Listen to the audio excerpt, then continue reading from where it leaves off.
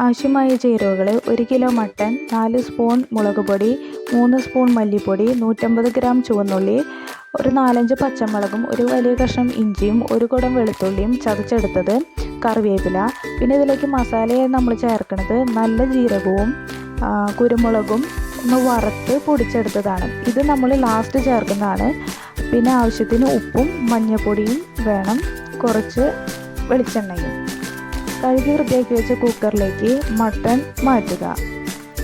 അതിലേക്ക് നമുക്ക് ആവശ്യമുള്ള പൊടികളെല്ലാം ഓരോന്നായി ചേർത്ത് കൊടുക്കാം. ആദ്യം മഞ്ഞൾപ്പൊടി. ഇവിടെ ഞാൻ മുളക് പൊടിയും മല്ലിപ്പൊടിയും ജസ്റ്റ് ഒന്ന് ചൂടാക്കിയെടുത്തിട്ടുണ്ട്, അതും ചേർത്ത് കൊടുക്കാം. പിന്നീട് ചതച്ച് വെച്ചിരിക്കുന്ന മുളകും ഇഞ്ചി വെളുത്തുള്ളി നമ്മൾ ജസ്റ്റ് ചതച്ചതാണ്, അതും ചേർത്ത് കൊടുക്കാം. പിന്നെ കൂടെ കറിവേപ്പിലയും ചേർത്ത് കൊടുക്കുന്നുണ്ട്. എന്നിട്ട് നല്ലപോലെ ഇളക്കിയതിന് ശേഷം മട്ടനിൽ അത്യാവശ്യം നെയ്യുള്ളതാണ് ഞാൻ ഇവിടെ എടുത്തിരിക്കുന്നത്, അതുകൊണ്ട് ഒരു 2 ടീസ്പൂണോളം വെളിച്ചെണ്ണയും ചേർത്ത് പിന്നീട് ഒരു 1/4 ഗ്ലാസോളം വെള്ളവും ചേർത്ത് കൊടുക്കുന്നുണ്ട്.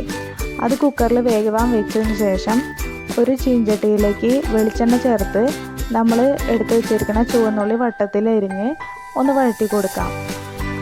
അതൊന്ന് ചൂടായി വരുമ്പോൾ വെളുത്തുള്ളിയും ചേർത്ത് കൊടുക്കാം.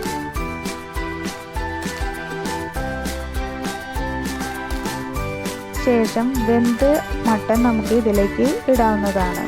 ഇപ്പോൾ ഇതിൽ കുറച്ച് വെള്ളമുണ്ട്, അതൊന്ന് വറ്റി ഡ്രൈ ആവണ വരെ നമുക്കൊന്ന് ഇളക്കിയെടുക്കാം.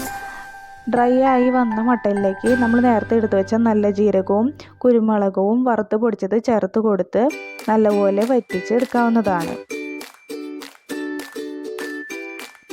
ശേഷം അതൊരു പാത്രത്തിലേക്ക് മാറ്റി നമുക്ക് വിളമ്പാവുന്നതാണ്. Thank you.